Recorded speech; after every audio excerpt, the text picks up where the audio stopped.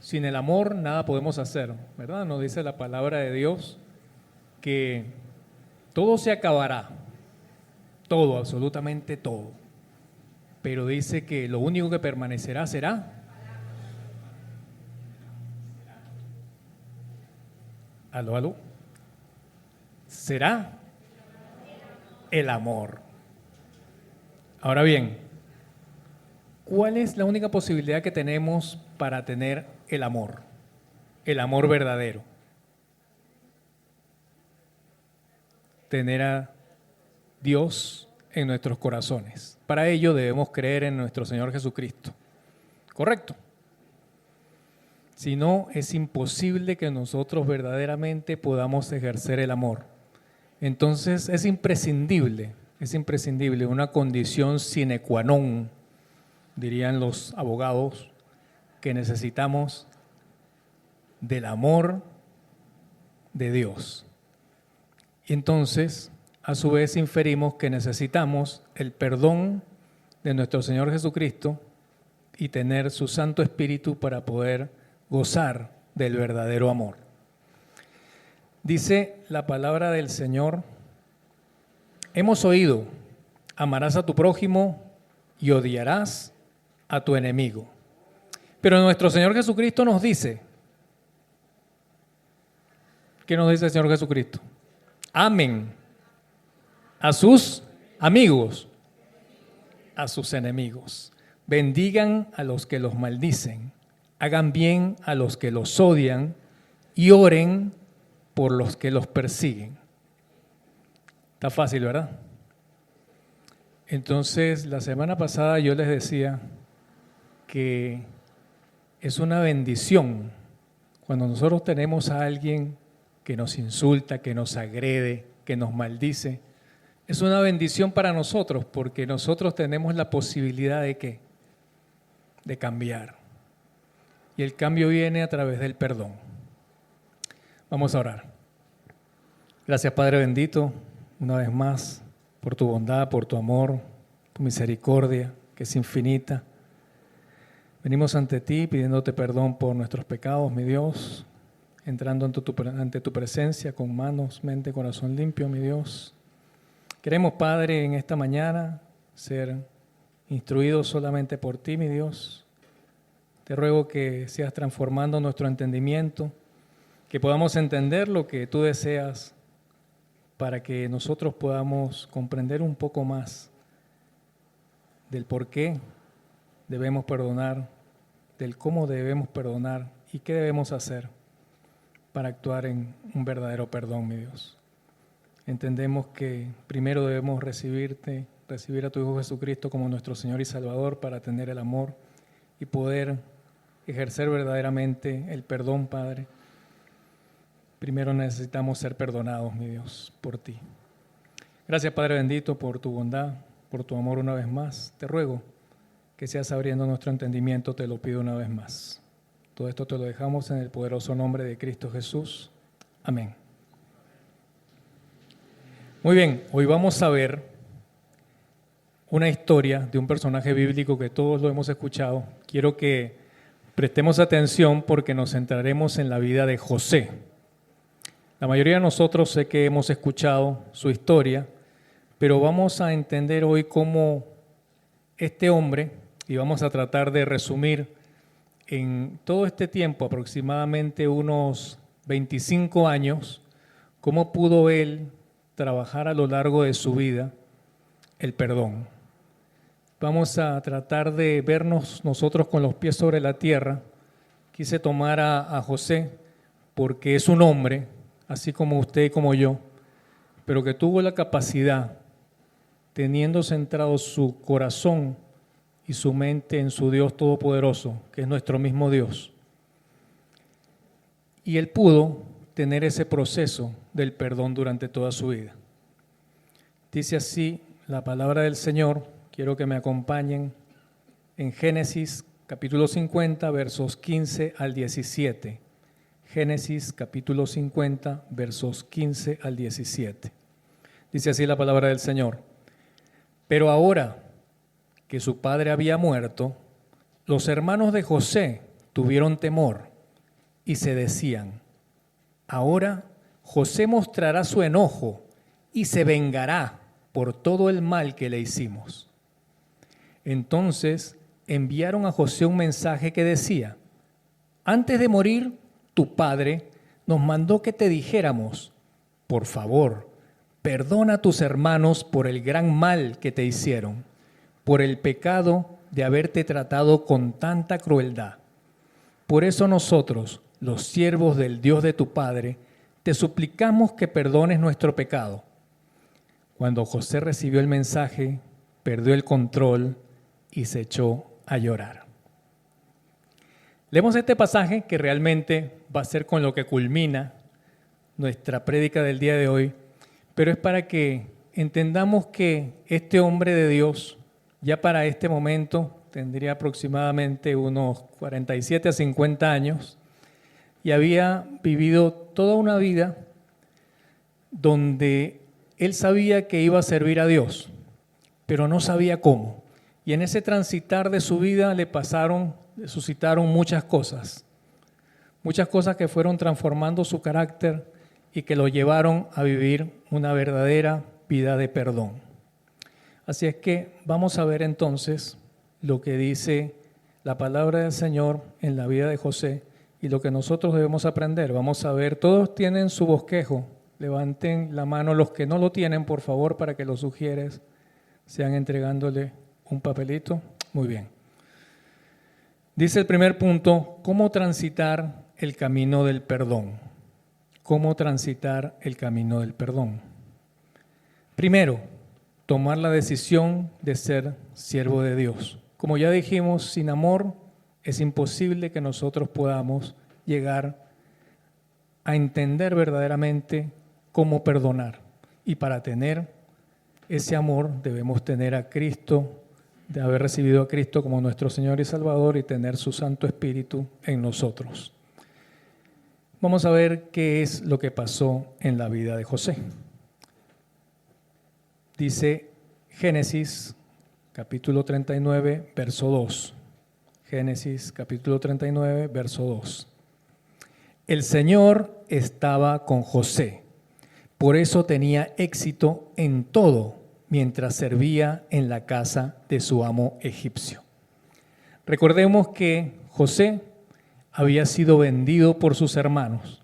Sus hermanos le tenían envidia y querían incluso matar a José.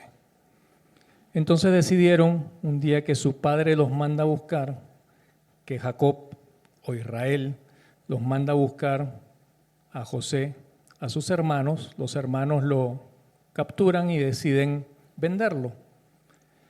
Pero realmente lo que querían en su corazón era matar a su hermano, porque habían durante sus 17 años de vida, que para ese momento tenía José, habían ellos cultivado en su corazón ese deseo de estar en contra de su hermano, porque su hermano soñaba ciertas cosas que el Señor ponía en su corazón y veían que el hermano como que se exaltaba a sí mismo, diciéndole incluso en una oportunidad, en un sueño, que tanto sus hermanos, que eran mayores que él, como su padre, lo adorarían. Y sencillamente José estaba expresando algo que era una realidad, pero que a sus hermanos obviamente no les gustaba. Y sus hermanos albergaron en su corazón ese deseo de matar a su hermano, porque realmente eso es lo que se anidó en su corazón. Cuando vieron la oportunidad para este momento de que su hermano lo fue a buscar, de poder hacer lo que tenían en sus corazones, ellos lo aprenden, le quitan la túnica de colores que su papá le había regalado en una oportunidad y José sencillamente queda en manos de sus hermanos y ellos deciden, unos matarlo, otros no. El hermano mayor de José, Rubén, les dice que no maten al muchacho, que lo metan en una fosa, en una cisterna sin agua, lo cual hacen. Y deciden los otros hermanos, cuando Rubén se descuida en un momento, matarlo. Pero uno de ellos Judá dice, bueno, mejor no lo matemos, sino que vamos a venderlo a los ismaelitas, específicamente a los madianitas. Y así vieron que venía un convoy de estos ismaelitas y ellos deciden venderlo. Cuando sacan a José y se lo llevan los madianitas se van y lo llevan a Egipto y se lo venden a un hombre llamado Potifar. Y es así, como vemos aquí en el pasaje que acabamos de leer, que ahí donde estaba sirviendo José en casa de Potifar, dice la palabra del Señor, tenía éxito en todo lo que hacía. Ahora fíjense, ¿qué era lo que le acababa de ocurrir a José en ese momento a sus 17 años? Era odiado por sus hermanos, lo querían matar, no lo mataron, fue vendido. Y José estaba sirviendo en casa de una persona que era un oficial egipcio y lo hacía, dice la palabra del Señor, con éxito.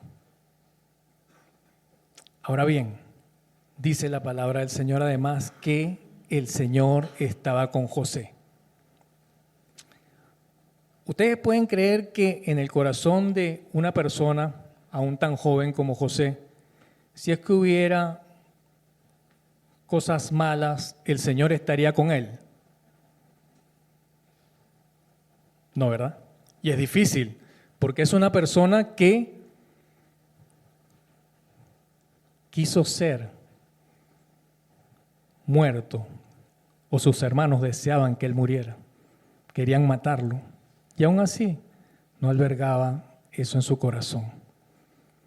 Pero eso es porque él entendía de la bondad de Dios. Ahora bien, él era un ser humano y seguramente en todo este trayecto de su vida, él vio muchas cosas y sintió muchas cosas.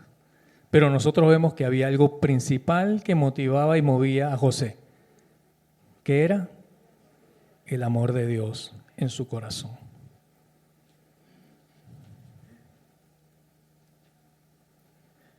Luego, más adelante, ya en el capítulo 43 de Génesis, verso 23, vamos a ir, necesito que me presten un poquito de atención porque vamos a ir a lo largo de estos 25 años de José, ¿ok? Viendo cómo es que el Señor trabajó en su vida. ¿Ok? En Génesis capítulo 43, verso 23 dice lo siguiente: tranquilos, no tengan miedo, les dijo el administrador. El Dios de ustedes, el Dios de su padre, debe de haber puesto ese tesoro en sus costales. Me consta que recibí el pago que hicieron. Después soltó a Simeón y le llevó a donde estaban ellos. Ok, ¿en qué momento se suscita esta parte del pasaje? Ya habían pasado varios años y José, ahora en este momento del relato, era segundo de Faraón. ¿Ok? Y en el interín de esto, primero contamos de que él llegó siendo un esclavo y llegó a casa de Potifar, siendo muy joven. Luego en ese interín, que lo vamos a ver más adelante, él estuvo preso durante muchos años. Pero ahora ya él ha llegado a ser segundo de Faraón. Y siendo segundo de Faraón, él tenía un mayordomo. Y el que dice estas palabras, que es donde me quiero enfocar, es el mayordomo de José. Y el mayordomo de José le dice a sus hermanos, porque en ese momento había mucha hambre en el mundo, había una hambruna, y los israelitas, los hermanos de José, sin saber que José era su hermano, habían ido a Egipto en busca de comida. Los únicos que tenían comida en ese momento eran los egipcios y de mano de José. José era el que comandaba todo esto y el que guardaba. ¿Por qué? Porque José seguía estando con Dios y Dios lo prosperaba en todo. Entonces, los hermanos, siendo llevados y estando ahí en Egipto buscando comida, hubo un momento en el que ellos, que lo vamos a ver más adelante, llegan y se encuentran con José, hay un primer encuentro, regresan a su país, vuelven nuevamente a Egipto, y aquí es cuando sucede esto. Ahora, lo que quiero enfocarme nuevamente, les digo, es que el administrador, el que trabajaba para José, va y les dice a los hermanos de José, no tengan miedo, porque el tesoro que ustedes tienen en sus costales, porque cuando fueron ellos a comprar por primera vez comida, José mandó a que le devolvieran el dinero y ellos venían con miedo la segunda vez trayendo ese dinero más otro adicional para comprar la comida que tenían que llevar a sus casas por el hambre que estaban pasando en ese momento. Les dice, este siervo, no se preocupen, que seguramente el Dios de ustedes es el que está trabajando en todo esto. Ahora fíjense, no es el mismo José ni es la palabra de Dios, sino que es un funcionario o un hombre egipcio el que les dice a los mismos hermanos, el que testifica de que Dios es el que está trabajando ahí. Este egipcio no sabe para este momento que estos hombres que están comprando, que estos hebreos que están comprando comida son hermanos de José. El único que para este momento histórico lo sabe es José. Pero este administrador o este trabajador, ¿a quién conocía? A José.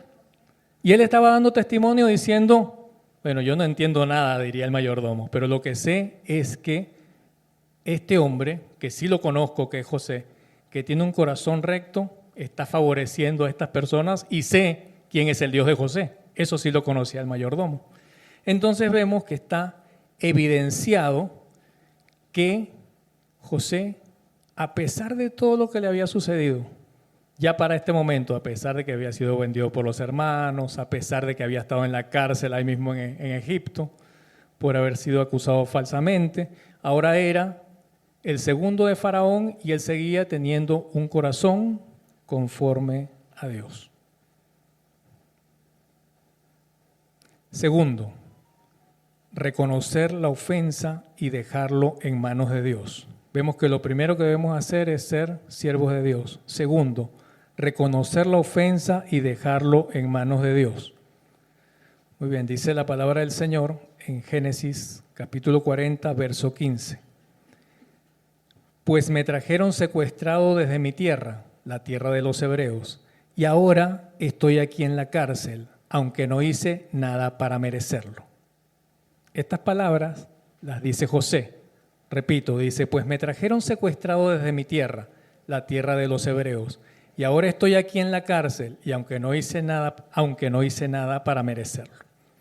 Muy bien, para este momento, José tiene aproximadamente unos 20 años, 22 años, y está en la cárcel porque, como sí seguramente conocen en la historia, es acusado por la esposa de Potifar, a quien sus hermanos o a quien los ismaelitas habían vendido como esclavo, lo acusan de intento de violación. Y es por ello que él cae en la cárcel. Cuando está ahí en la cárcel, él relata o él dice, aquí como vemos en Génesis 40:15, sencillamente lo que ocurrió. ¿Qué fue lo que ocurrió? Dice, bueno, yo estoy aquí, él está hablando con uno de los presos, que era un copero que estaba preso ahí, y le dice, bueno, yo estoy aquí porque me trajeron de mi tierra. Y no sé si le contaría, no dice ahí los detalles, solamente lo dice sin detalles, pero a lo mejor le dijo el copero, bueno, mis hermanos me querían matar y me vendieron aquí. Y ahora me acusan de que iba a violar a la esposa de mi jefe y estoy aquí en la cárcel. Y entonces le revela un sueño que tenía esta persona. Y él sigue actuando de esa manera. Ahora él está ahí en la cárcel, está revelando un sueño que Dios ha puesto en su cabeza en la cabeza de José, para que le pueda dar a este copero lo que él necesitaba saber. Ahora, ¿quién estaba funcionando en la vida de José? Dios. Y estaba en este momento en la cárcel por algo que no había cometido. Tremendo. ¿Cómo puede uno estar con esa ecuanimidad? Solamente por el amor de Dios en su vida. Él ha reconocido entonces esas ofensas que contó y dijo, sí, esto es lo que me hicieron. Y estoy aquí. Ahora bien, vamos a ver algo que va a parecer paradójico, pero quiero que sigan conmigo y entendamos bien, porque si yo les cuento solamente una parte de la vida de José y no llego aquí, cuando ustedes lean en sus Biblias van a decir, pero aquí está algo raro. Y entonces vamos al punto siguiente, que está ahí en sus bosquejos, que es Génesis 42, al pasaje siguiente, que es Génesis 42, verso 17. Dice así, Génesis 42, verso 17. Entonces José los metió en la cárcel por 3 días. Podemos decir, entonces José no es así tan bueno, ¿no? Es como que se quiso vengar.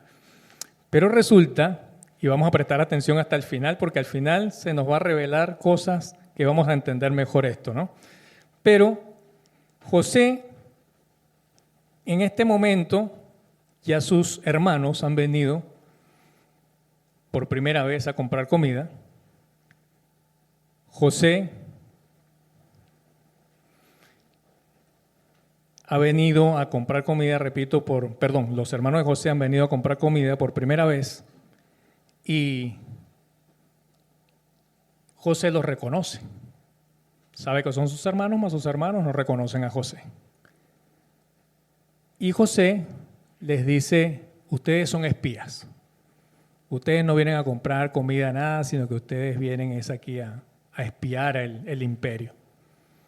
Y los hermanos le echan el cuento de que no, de que ellos tienen un padre en la tierra de sus ancestros, donde tienen que llevar comida y que son 2 hermanos, pero que uno pereció, les dice, ya no parece, uno pereció y hay uno que es más pequeño de nosotros, que se quedó allá en la tierra y nosotros 10 hemos venido, y le echan toda la historia a José, que José era el que ellos están comentando, que el que falleció.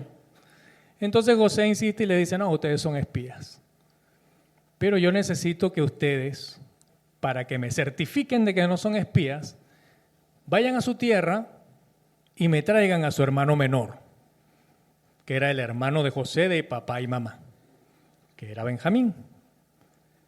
Y los hermanos dicen, bueno, si mi papá lloró porque Israel amaba mucho a José, que él suponía que estaba muerto y amaba mucho a Benjamín, por eso no quiso dejarlo ir, que era el menor, sino que envió a estos 10 a que buscaran comida. Y ellos dijeron, bueno, no podemos hacer esto. Entonces le dijeron a José que cómo hacían. Y José les dice, bueno, yo los voy a dejar para que piensen. Eso no lo dice la palabra, no, eso son palabras mías, pero yo los voy a dejar que ustedes piensen y los voy a poner en la cárcel 3 días. Y los metió en la cárcel durante 3 días.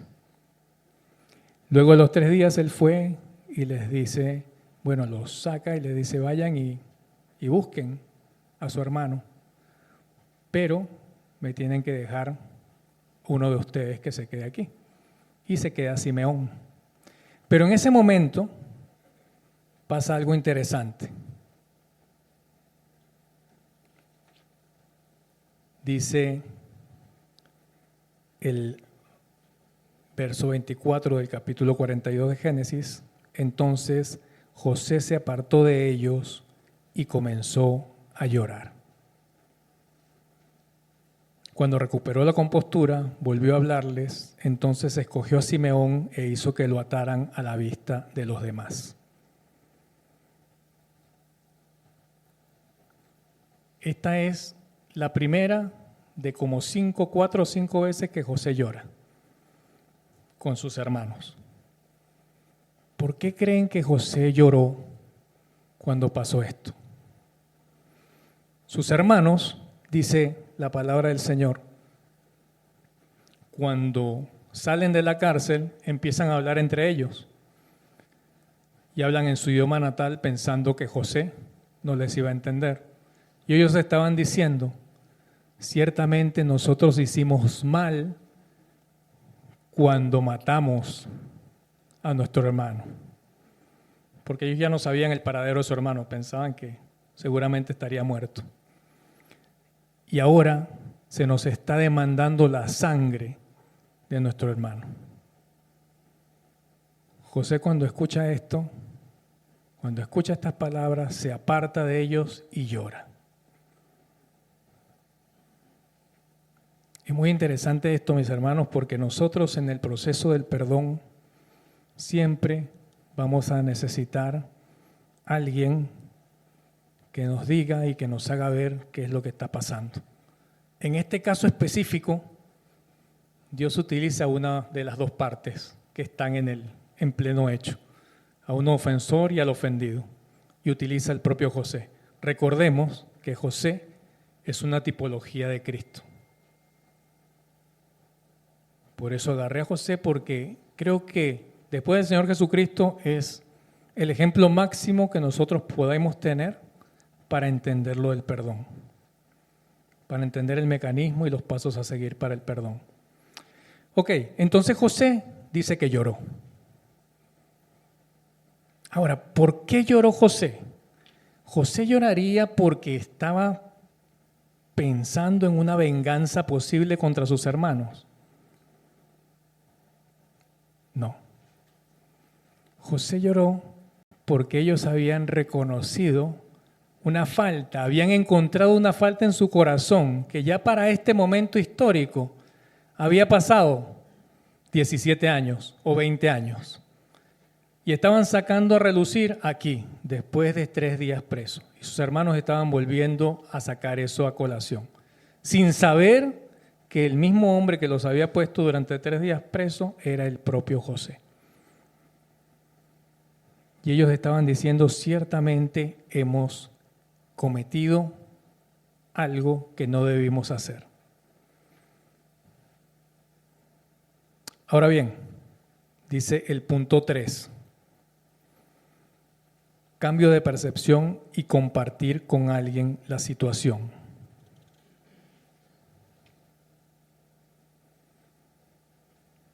Dice el capítulo 43 de Génesis, verso 25. Ellos prepararon sus regalos para la llegada de José, porque les dijeron que comerían allí. Ya para este momento ellos habían ido a su casa en el primer viaje, luego del primer viaje con la comida, habían dejado a Simeón de rehén y habían pasado lo que comenté en el punto anterior, los 3 días presos de todos los hermanos, dejaron a Simeón y se fueron. Pero cuando se fueron y llevaron la comida que habían llevado con el dinero devuelto en los costales, ellos pasaron un tiempo y le cuentan al papá, a Israel, le dicen, miren, el Señor de allá de la tierra de Egipto, que está después de Faraón, nos ha solicitado que llevemos a nuestro hermano, a Benjamín. Y Israel le dice, ¿cómo van a llevarse ustedes a Benjamín? Si ya me quitaron a José, si han dejado a Simeón y ahora quieren llevarse, no estuvo de acuerdo. Entonces pasó mucho tiempo, no sabemos cuánto exactamente, pero hasta que se les acabó la comida, dice la palabra de Dios, fue que ellos regresaron a la tierra de Egipto. Y en este tiempo estuvieron pensando y convencen a Israel para enviar a Benjamín. Y Benjamín es llevado con sus hermanos por segunda vez a la tierra de Egipto. Cuando llegan allá, como leímos anteriormente, ya habían hablado con el mayordomo de José, y el mayordomo les había dicho que no tengan problema, que él sabía que ellos habían pagado y sabía que seguramente Dios estaba actuando en eso de la devolución del dinero, que no tuvieran problema, que todo estaba resuelto, que sencillamente se esperaran que iban a comer con José. Ellos se turbaron nuevamente en su corazón porque dijeron, bueno, si nosotros nos devolvieron el dinero, venimos acá, nos piden que traigamos a nuestro hermano menor y ahora este administrador, este poderoso segundo después de Faraón nos pide que comamos con él. Esto está raro, dicen los hermanos, ¿será que nos quieren tender lazo aquí y matarnos? Fíjense todo lo que hay en el corazón todavía de los hermanos de José. Pero como leemos ahí, tiene que haber un cambio de percepción y compartir con alguien la situación. En este caso es el propio José el que está realizando todo esto. Y cuando sucede esto, que comen y vuelven nuevamente a comprar comida, salen del compartir, digámoslo así, y les compran nuevamente, les permiten comprar comida nuevamente, les llenan los sacos y se van. Cuando están a mitad del camino y mandado por José, José le había dicho nuevamente a su mismo mayordomo, mira, devuélveles otra vez el dinero, pónselos en sus sacos, llénale todo, pero vas a colocar la copa de plata mía en donde yo bebo, se la vas a colocar a Benjamín, al menor de ellos. Y cuando están en el camino, manda nuevamente al mayordomo a que los frene en la mitad del camino y el mayordomo les dice, en complot con José, obviamente les dice, ¿cómo ustedes se han robado la copa de mi amo? ¿Cómo se les ocurre hacer esto? Y los israelitas, los hermanos de José contestan, no, nosotros no hemos sido, nosotros no hemos robado. Bueno, vamos a revisar y acuerdan en que si es que alguno de ellos tiene la copa, pues va a ser esclavo de José. Y encontraron la copa en el bolso de Benjamín. Los hermanos dijeron, bueno, hasta aquí llegamos. Si nuestro padre se quería morir porque José no está y ahora vamos a dejar a Benjamín como esclavo, nuestro padre se muere. ¿Qué estaba suscitándose allí en el corazón de los hermanos? Un cambio. Ahora querían velar por su papá, querían velar por su hermano menor, cosa que no había sucedido con José. Y cuando se suscita esto, regresan otra vez ante José. Y José les dice, ¿cómo? Ustedes no saben que yo soy adivino, que yo sé leer los sueños y ustedes me quieren robar a mí. Y sale Judá, que fue el mismo que hizo la intervención para vender a José con los ismaelitas. Sale Judá, que parece que tenía mucha buena expresión verbal, parece que era abogado, y defiende a los, y habla con José y le dice, no, ¿cómo es posible? Le echa otra vez toda la historia, que mi padre, que... Ahora, en toda esa exposición de Judá, se nota un cambio, no solamente de él, sino también de los hermanos, donde están cuidando, ya dicho por ellos, nuevamente a su papá y a su hermano menor. Tan es así que le dice, yo me voy a quedar, dice Judá, por mi hermano, yo voy a ser tu esclavo. Cuando José escucha esto, dice, lloró a gritos. Ya no fue solamente un pequeño llanto, sino lloró a gritos. Nuevamente pregunto, ¿por qué lloró José y esta vez a gritos? José estaba siendo partícipe, José estaba escuchando de un cambio mayor en sus hermanos. Y la compasión en su corazón al ver el perdón, cosa que él había transitado desde sus 17 años hasta sus 50 años, porque Dios estaba en su corazón. Él quería que sus hermanos tuvieran ese mismo Dios en su corazón. Y esa es una transformación que solamente Dios la puede hacer y que estaba utilizando como instrumento al propio José con sus hermanos. Y es por ello que él lloró a gritos. Dice más adelante,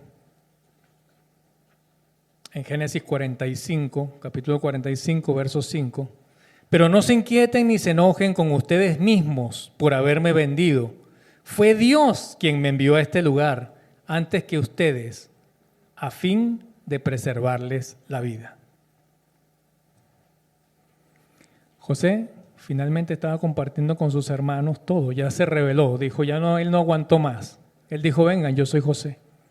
Los abrazó a Benjamín, volvió a llorar con Benjamín, que era su hermano de padre y madre. Y yo creo que en ese momento sus hermanos hacen un cambio. Hacen un cambio dentro de nuestra humanidad, dentro de su humanidad, un cambio que de arrepentimiento y de saber que había algo en su ser que no los tenía tranquilos, que había sido el haber vendido a su hermano hacía 20 años para ese momento.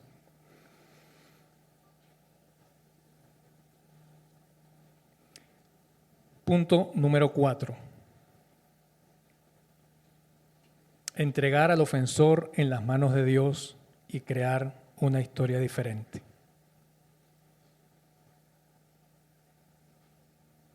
Dice Génesis capítulo 41, versos 50 al 51.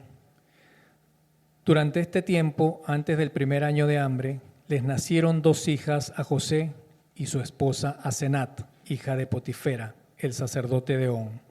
José llamó a su hijo mayor Manasés, porque dijo: Dios me hizo olvidar todos mis sufrimientos y a toda la casa de mi padre. Bien, aquí vemos que José, antes de la hambruna en la tierra, cuando él ha sido sacado de la cárcel, específicamente en este momento, ha sido sacado de la cárcel, él aquí, cuando declara estas palabras o cuando relatan estas palabras en el libro de Génesis, él tiene 30 años y está siendo sacado de la cárcel. Y en estos 30 años de edad que tiene él, le revela un sueño a Faraón, porque por eso es que lo sacan de la cárcel, para revelarle un sueño a Faraón. Y le declara los 7 años de abundancia de vacas gordas y los 7 años de hambruna, de vacas flacas, que le revela el propio José. Y le dice que para eso tiene que haber un hombre para que pueda realizar la labor de todo lo que Faraón había soñado. Y Faraón dijo: bueno, perfecto, ese hombre vas a ser tú, le dice a José. José estaba saliendo de la cárcel y ahora va a pasar a ser el segundo a mando de Faraón para este momento del relato. Y además dice que entre todos los nombramientos que le da, lo hace ir en una carroza detrás de él. O sea, es un hombre extremadamente importante. Faraón le da su anillo y lo casa con una mujer llamada Asenat, que nos dice aquí la palabra del Señor que es hija de Potifera, el sacerdote de On. Aquí para este momento hay 2 cosas importantes, porque aparte de todo lo que pasó José en su vida, todo lo que tuvo que sufrir, todo lo que tuvo que perdonar José, él es reivindicado por Dios, pero ante los ojos de los hombres. Y es interesante porque esta mujer, Asenat, que seguramente era una hija de este sacerdote, como lo dice el sacerdote de On, el sacerdote, quiero decir, Potifera, seguramente era un sacerdote de Ra, el dios del sol. Y se acuerdan que en uno de los sueños de José, allá con sus hermanos, antes cuando lo empezaron a odiar los hermanos, él había dicho que había un sol que se inclinarían ante él. Posiblemente esto sea lo que en su sueño, muchos años antes, había visto José.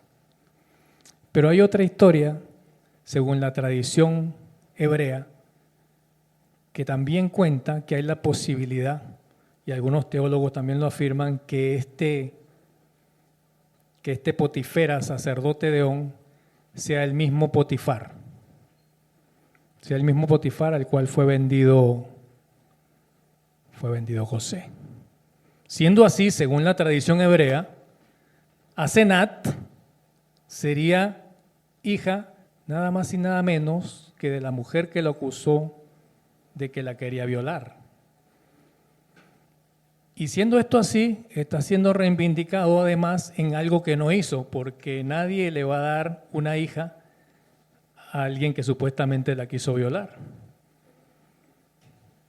Y es interesante estas reivindicaciones que el Señor pone en el corazón y en la vida y que nos hace visibles, además cuando somos personas con un corazón entregado a Dios. Manasés, entonces, fue el nombre de su primer hijo que tuvo con esta mujer, con Asenat. ¿Saben qué quiere decir Manasés? Manasés significa olvidar.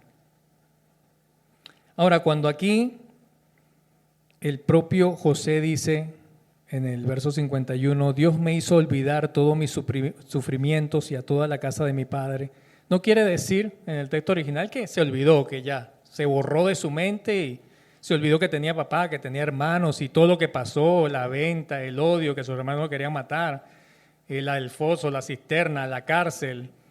No, él no se había olvidado de nada de eso. Pero el Señor en su corazón lo tenía limpio. Eso es lo que quiere decir. Lo tenía limpio y además le había dado una esposa y unos hijos que habían completado su vida y que él estaba presto para hacer un nuevo servicio. Y lo interesante de todo esto, viendo que es una tipología de Cristo, es que todo esto empieza a sus 30 años de edad. Y él puede salvar a su nación de la hambruna. Vemos aquí que si José tenía este corazón antes de la hambruna, ¿cómo él había recibido entonces a sus hermanos? ¿Con qué tipo de corazón? Con un corazón sano, sencillamente, pero con un corazón que sabía que necesitaba del perdón. Con un corazón que también anhelaba ver a sus hermanos. Con un corazón que anhelaba que sus hermanos pudieran perdonar. Con un corazón que él sabía que él había perdonado.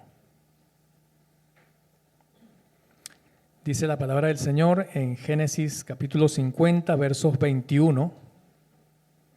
Dice, no tengan miedo. Yo seguiré cuidando de ustedes y de sus hijos, así que hablándoles con ternura y bondad los reconfortó.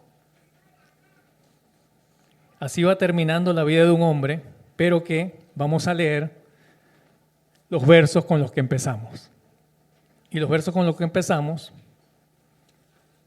ahí en Génesis,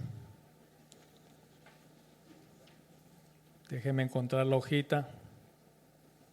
Ok, en Génesis capítulo 50, versos 15 al 17 dice, pero ahora que su padre había muerto, los hermanos de José tuvieron temor y se decían, ahora José mostrará su enojo y se vengará por todo el mal que le hicimos.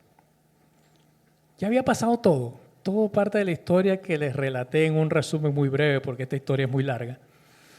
Pero ya los hermanos habían pasado los 3 días presos, habían llorado, habían comido con José, habían reconocido que su hermano les había dado la comida. Habían pasado ya desde que ellos entraron a la tierra de Egipto y la muerte de Israel, su papá, 17 años más. 17 años más y habían compartido con José. Y aún al final de los días, que es el relato aquí, ya aquí José tiene más o menos 50 años. Y en este momento todavía los hermanos que guardaban en su corazón, decían, oye, pero ahora que se murió mi papá, no vaya a ser que José nos mate. Qué tremendo es el corazón, nuestro corazón de los seres humanos. Y una vez más, dice, entonces enviaron a José un mensaje que decía, antes de morir, tu padre, no dice nuestro padre, no dicen tu padre, nos mandó que te dijéramos, por favor, perdona a tus hermanos por el gran mal que te hicieron. ¿Saben qué? Es muy probable porque José estuvo con su papá y estuvo hasta el momento de su muerte y su papá nunca les dijo nada al respecto. Así que es muy probable que esto sea mentira y que los hermanos, sencillamente por el miedo que todavía tenían en su corazón por una falta de un perdón absoluto, todavía decían, pero ¿no será que nos puede matar José ahora que mi papá no está, que nuestro papá no está? Y dice, continúa el verso 17, te dijéramos, por favor, perdona a tus hermanos por el gran mal que te hicieron, por el pecado de haberte tratado con tanta crueldad. Por eso nosotros, los siervos del Dios de tu Padre, los siervos del Dios de tu Padre, o sea, hasta ahora ellos no han entendido que ellos son siervos de ese Dios. Ahí hay un problema.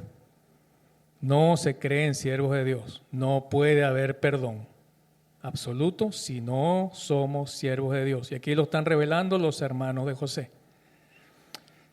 Por el pecado de haberte tratado con tanta crueldad. Por eso nosotros, los siervos de tu Padre, te suplicamos que perdones nuestros pecados. Cuando recibió el mensaje, ¿qué pasó con José una vez más? Perdió el control y se echó a llorar. José dijo, qué tiempo perdido, hermanos. 20 y pico de años tratando de decirle a mis hermanos que yo no tengo nada en contra de ellos, que ellos deben perdonar, que yo estoy aquí en la tierra de Egipto para salvarlos de la hambruna, porque para eso me mandó Dios. Todavía piensan que José los quiere matar. Por ahí dice un proverbio humano, cada ladrón juzga por su condición. Y termina ya José en el verso 21 del capítulo 50 diciendo, no tengan miedo, seguiré cuidando de ustedes y de sus hijos, así que hablándoles con ternura y bondad, los reconfortó.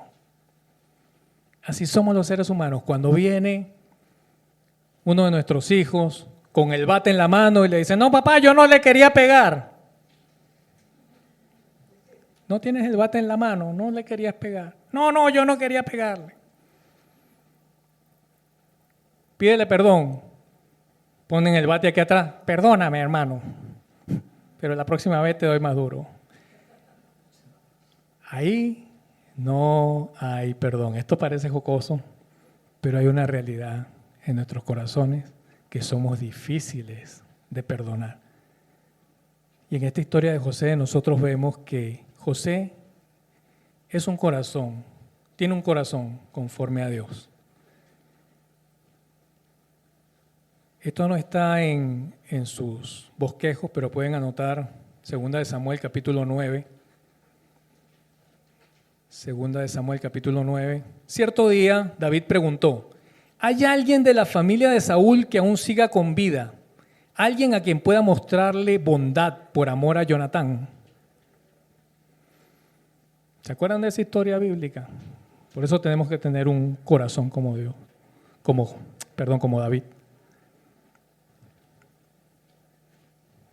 Saúl, antes de que el antecesor de David como rey, ¿qué quería hacer con David? Matarlo. Cada vez que pudo, quiso matarlo.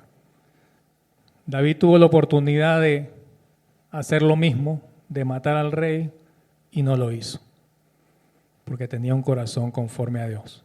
Habían pasado muchos años y él manda a preguntar si hay alguien de la casa de Saúl que tenga vida, que por amor a la amistad con su amigo Jonatán y el pacto que él había hecho, quiere saber si es que existe alguien. Y uno de los siervos le dice, sí existe alguien, se llama Mefiboset. Es lisiado y vive en un sitio con mucha hambre, en un sitio donde pasa trabajo, en un sitio donde no tienen nada. Ese es hijo de Jonatán, nieto de Saúl. Tal vez, mis queridos hermanos, ese Mefiboset que vive en esa hambruna y en esa penuria es el resultado de falta de perdón. Y están ahí metidos en esa podredumbre, podemos decir, que es la falta de perdón. Y David le dice al siervo, anda y busca a ese hombre. ¿Cómo se llama? Mefiboset. Anda y busca a Mefiboset. El rey lo ha mandado a llamar. Y el rey le reivindicará a Mefiboset todo lo que seguramente ha tenido por las malas actuaciones de sus antecesores y porque de lo que vio seguramente él consumió. Y cuando nosotros vivimos alrededor de personas con falta de perdón, eso es lo que absorbemos. Y Mefiboset tenía, cuando Saúl era rey, 5 años.